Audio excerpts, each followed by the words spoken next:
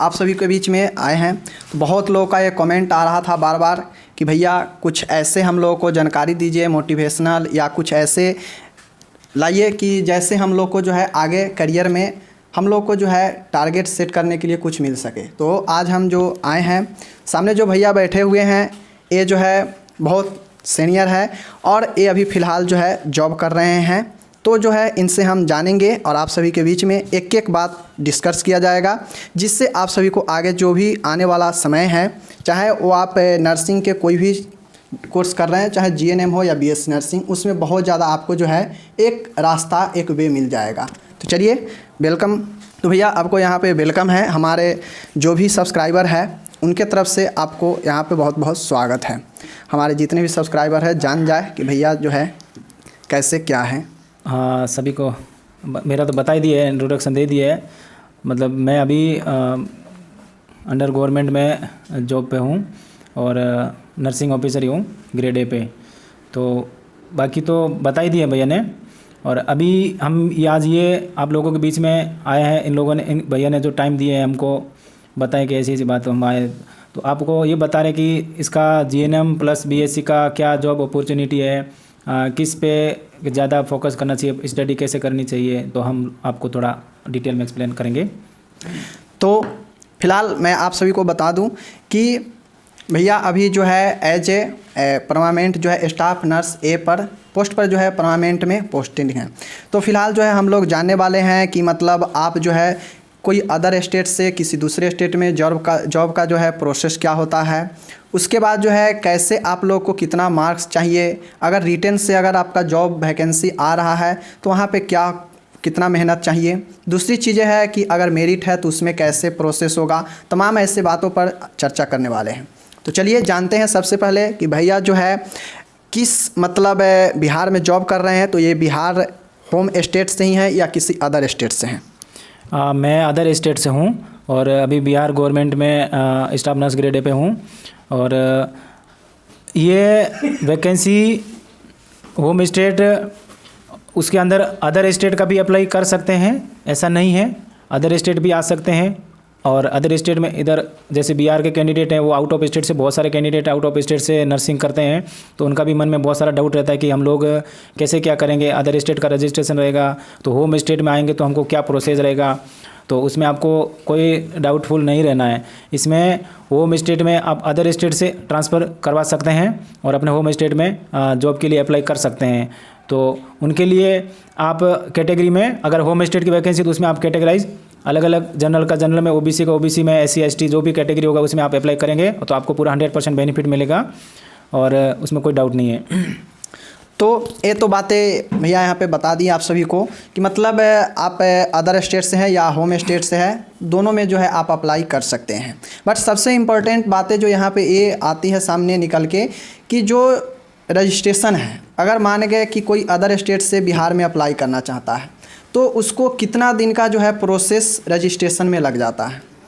Other state से अगर कोई भी कैंडिडेट होम स्टेट या बिहार में रजिस्ट्रेशन करवाएगा या कोई भी कहीं पर भी करवाता है तो कम से कम वन मंथ का जो है टाइम ड्यूरेशन रहता है और 1 मंथ के अंदर आपका जो है रजिस्ट्रेशन जो है ट्रांसफ़र हो जाता है। क्योंकि इसमें थोड़ा प्रोसेस होता है कि अदर स्टेट, अगर होम स्टेट में अप्लाई करेंगे रजिस्ट्रेशन के लिए, अदर स्टेट से करके आ रहे हैं तो उसके लिए आपको पहले अप्लाई करना पड़ेगा। अप्लाई के बाद फिर यहाँ से अपने जहाँ पे किए वहाँ से एनओसी आएगा, फिर यहाँ पे आप रजिस्टर्ड हो जाओगे और आपको विदिन 1 मंथ के अंदर आपको अपना रजिस्ट्रेशन प्रोविजनल जो है आपके हाथ में आ जाएगा।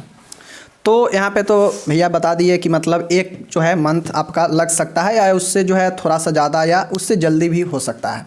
बट सबसे मेन जो इम्पोर्टेंट बातें हैं कि जो रजिस्ट्रेशन का प्रोसेस है, क्या बहुत लोगों का ये जो है मन में सवाल रहता है कि जैसे फॉर्म का डेट आ गया, फॉर्म जो है फिल स्टार्ट हो चुका है, तो क्या हम फिल कर दें और उसके बाद जो है हम ट्रांसफ़र करा लेंगे, तो इससे संभव है ये बातें, या पहले हमको ट्रांसफ़र ही कराना पड़ता है तब जाके जो है हम लोग अप्लाई कर सकते हैं?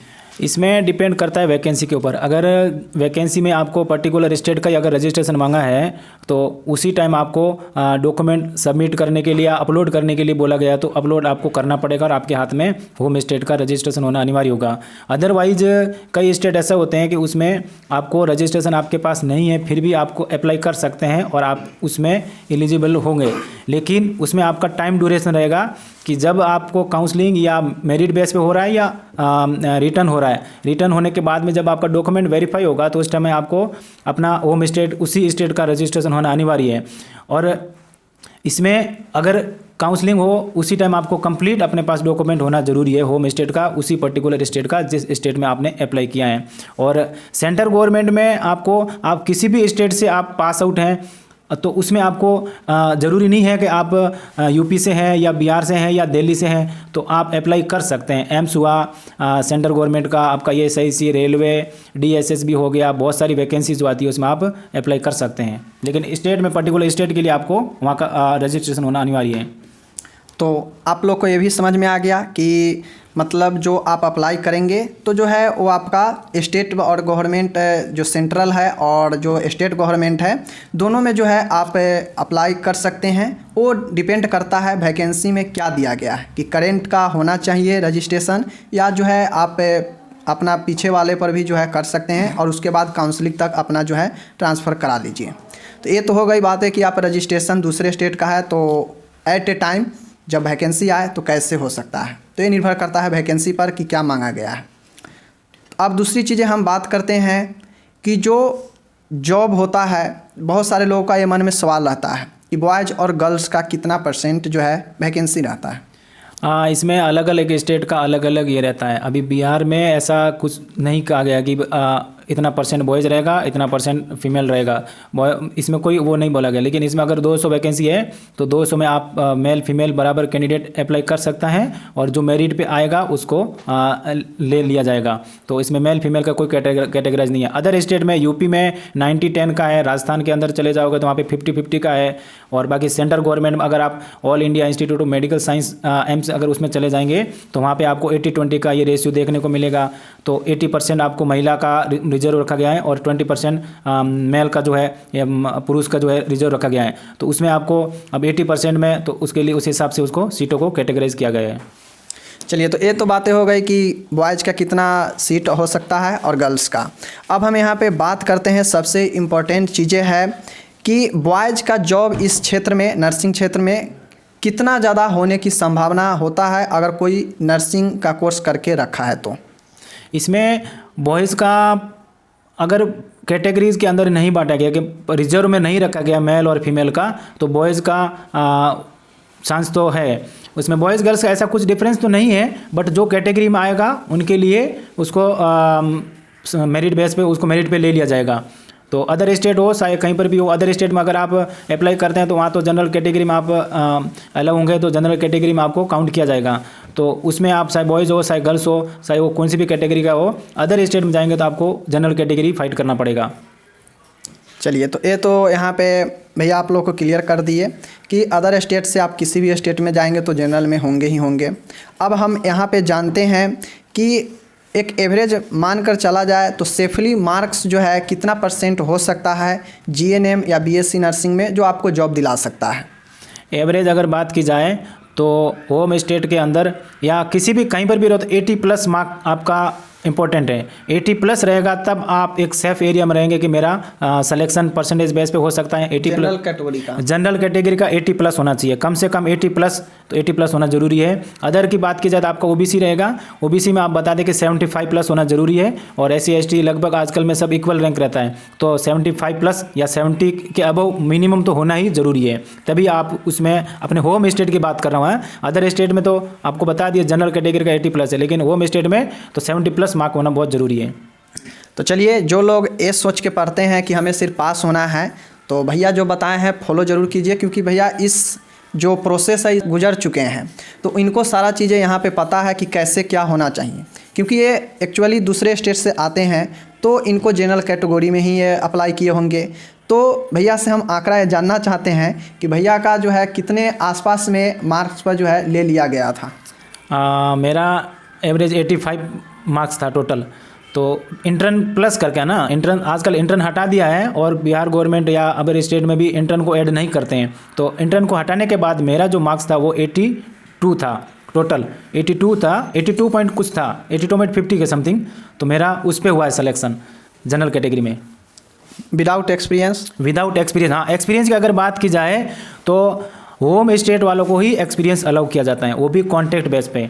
अगर आप प्राइवेट में कहीं जॉब करते हैं, आप सोचते हो कि हम एक्सपीरियंस ऐड कर देंगे, तो वो मान्य नहीं होता है। प्राइवेट में कर रहे हैं तो हमें एक्सपीरियंस मिल जाएगा, तो ऐसा बिल्कुल नहीं है। और बिहार में ही गवर्नमेंट में होना चाहिए, संविदा पर या जो भी हो। दूसरी चीज़ें है कि आप लोग को ये भी पता चल गया कि कितना मार्क्स सेफली है कि आप कहीं भी ऑल इंडिया में जाकर दूसरे स्टेट में जॉब भी कर सकते हैं, तो 80 या उससे जो है प्लस होनी चाहिए। तो ये जान चुके हैं। अब हम लोग जो है यहाँ पे कुछ ये भी जान लेते हैं कि जीएनएम जो है, बहुत लोग ये कहते हैं कि जीएनएम करने के बाद आदमी का जो करियर है वो अधर में पड़ जाता है, क्या सच्चाई है? ऐसा कुछ नहीं है। हम लोग उसी फील्ड से बिलोंग करते हैं, वो तो मैं आपको बता ही दिए। जीएनएम करने के बाद में उसका जो भविष्य वो अदर में नहीं होता है, वो डिपेंड करता है मेरे ऊपर कि हम कितना मेहनत करते हैं। अगर आप मेहनत करते हैं तो मैं तो मानता हूँ इस जो मेडिकल लाइन में ये जॉब अपॉर्चुनिटी इसके अंदर बहुत अच्छे स्कोप मिलते हैं। ज़रूरी नहीं है कि हम जीएनएम, हाँ उसके लिए हो सकता है अगर आप जीएनएम करके कुछ नहीं कर रहे हैं, ओनली मार्क्स में ले आए हैं और आप आगे कुछ नहीं करना चाहते, उसके लिए ये हो सकता है। लेकिन ये कहते हैं ना, कुछ करने के लिए, कुछ पाने के लिए कुछ खोना भी पड़ता है। तो आप मेहनत करेंगे तो आप ज़रूर सक्सेस होंगे। यानी भैया का यही कथन है कि आप सिर्फ और सिर्फ मार्क्स लाने के लिए ही नहीं पढ़े, साथ में नॉलेज के लिए भी पढ़े, ताकि अभी मेरिट हटाकर रिटेन कर दिया जाए तो आप वहाँ से फाइट करेंगे। क्योंकि भैया से हम जानते हैं, ये भी जान लेते हैं कि रिटेन जो है वो पार्ट कितना होता है नर्सिंग से, जो रिटेन में एग्ज़ाम में आ सकता है, 100 नंबर के जो रिटेन होता है। हाँ, रिटर्न की अगर बात की जाए तो 80% जो होता है वो अपने रिलेटिव टू सब्जेक्ट का आता है। जीएनएम का जितना भी, अगर जीएनएम का अलाउ किया तो जीएनएम का जितना भी सब्जेक्ट है उसमें 80% आएगा। और 20% जो क्राइटेरिया है वो आपका होम स्टेट का general knowledge, English, maths, reasoning, उसको ऐड करके टोटल 100 मार्क किया जाता है टोटली। यानी आप लोग सीधा समझ लीजिए कि जो लोग इस भरोसे से सिर्फ पढ़ते हैं कि हमें सिर्फ मार्क्स लाकर जॉब लेना है, तो ऐसा बिल्कुल भी नहीं है। पढ़ाई कीजिए, नॉलेज मिलेगा तो आपको कभी भी जॉब हो सकता है। तो ये चीज़ें हैं। अब हम जानते हैं सबसे रोचक और इम्पोर्टेंट सवाल, बहुत लोगों को इच्छा भी रहता है कि हमें जॉब मिलेगा तो कितना इसमें सैलरी रहने वाला है। हाँ, अगर जॉब मिलेगा तो सैलरी का तो नो डाउट है, 4600 जीपी मिलता है टोटल। आपका परमानेंट की जो बात कर रहा हूँ वो 60+ रहेगा। और अगर कॉन्ट्रैक्ट की बात की जाए तो एनएचएम का जो क्राइटेरिया होता है वो फिक्स ऑनरी रहता है, वो रहता है 20,000 पर मंथ का। और अगर यूटीबी या मेडिकल कॉलेज अगर वैकेंसी पे लेता है तो उसका 30+ का रहता है, यानी कि उनका परमानेंट का और इसका लगभग हाफ का जो डिफरेंस रहेगा। तो चलिए, आप लोग को ये भी सवाल का जवाब मिल गया कि यहाँ पे जो सैलरी है लगभग बहुत अच्छा खासा सैलरी रहने वाला है। तो इस हिसाब से, सैलरी के हिसाब से तो ये जॉब जो है बहुत ही ऊपर है। अब जो है आप लोगों को मैं भैया से ये जानना चाहता हूँ कि किस तरीक़ा से मेहनत करना चाहिए, चाहे वो बॉयज़ हो चाहे वो गर्ल्स हो, जिससे जो है वो आगे अपना करियर को एक अच्छा बना सके। क्योंकि भैया आप तो इस लाइन से गुजर चुके हैं, तो बताइए कुछ स्टूडेंट को। हाँ, अगर जॉब अपॉर्चुनिटी में बात की जाए तो जॉब के लिए आपको कितना पढ़ना है वो उसके लिए मायने आपको ये रखता है कि आपको खाली पढ़ के पास होना नहीं है। आज का कंपटीशन का ज़माना है, तो आपको कॉम्पिटिटिव एग्ज़ाम की प्रिपरेशन करते हुए, साथ को लेते हुए चलना होता है। तो उसके लिए आपको एक माइनर से माइनर छोटी छोटी चीज़ों को जो है स्टडी करते हुए आगे बढ़ना है। तो उसमें आपको दोनों फ़ायदा हो जाएगा। एक, अगर आप छोटी छोटी चीज़ों को लेकर पढ़ेंगे तो आपका माइनर जो कोई भी क्वेश्चन होगा ऑब्जेक्टिव टाइप में, आजकल ऑब्जेक्टिव टाइप पूछते हैं, तो ऑब्जेक्टिव टाइप में वो भी आपका क्लियर हो जाएगा, प्लस आपका जीएनए में जो परसेंटेज है वो भी अच्छी बन जाएगी। चलिए, तो ये तो बातें हैं कि आपको मेहनत कितना करना चाहिए, कैसा पढ़ना चाहिए। अब तो ये चीज़ें हो गया। अब आप तो यहाँ पे जान गए कि जो जीएनएम है उसमें जो है आप लोग कोई भी कर सकते हैं, बट जो बीएससी नर्सिंग है इसके लिए प्रॉपर जो है बायोलॉजी ही चाहिए। तो ये तो जानते हैं, लेकिन भैया जो है बहुत सीनियर है, ये सब चीज़ों को जो है करते आ रहे हैं बहुत दिनों से, तो इसलिए जो है इनको सारे चीज़ें पता है यहाँ पे। तो फिलहाल आप लोग को जो है भैया कौन जो सवाल है उसका जवाब दे पाए हैं। अगर कुछ ऐसे सवाल रह गए होंगे आपके मन में तो कर सकते हैं, फिर कभी समय आएगा तो ज़रूर भैया आपसे संपर्क करेंगे। और लगातार भैया कांटेक्ट में रहते हैं, तो आप चाहें तो क्वेश्चन कर सकते हैं। तो मैं भैया से जानना चाहता हूं कि आपको यहाँ पे आकर लोगों को बताकर कैसा फील हो रहा है। मेरा यही मानना है कि मेरा ही मकसद है कि ज़्यादा से ज़्यादा लोग जागरूक हो और मतलब इसके प्रति उनकी कोई भी भ्रांति हो मन में या ऐसा कुछ डाउट हो तो वो क्लियर हो जाए। मेरा आज आने का मतलब ये था, आपने अपना समय देके हमको बुलाया, तो मेरा यही मकसद था कि उनको कोई भी डाउट है तो वो क्लियर हो जाए। और अगर कोई भी ऐसा आपको डाउट लगे तो आप नीचे कमेंट में लिख सकते हैं, मैं आपको फिर से आपको बताऊँगा ऐसा कुछ हो तो। तो चलिए भैया को यहाँ पे थैंक यू बोलते हैं, और आप लोग की तरफ से भी, और मैं भी भैया को बहुत बहुत thank you. Welcome, thank you. भैया अपना समय दिए और आए और आप लोग को कुछ बताए हैं। तो फिलहाल कोई यहाँ पे क्वेश्चन होगा तो रखिएगा, और भैया जो है बहुत ही नॉलेजफुल भी हैं, तो इसके लिए कोई भी डाउट होगा तो क्वेश्चन रखिएगा, हम ज़रूर जो है कभी आएंगे तो लेकर ज़रूर आएंगे। फिलहाल थैंक यू अगेन भैया, मिलते हैं फिर कभी। Thank you. चलिए।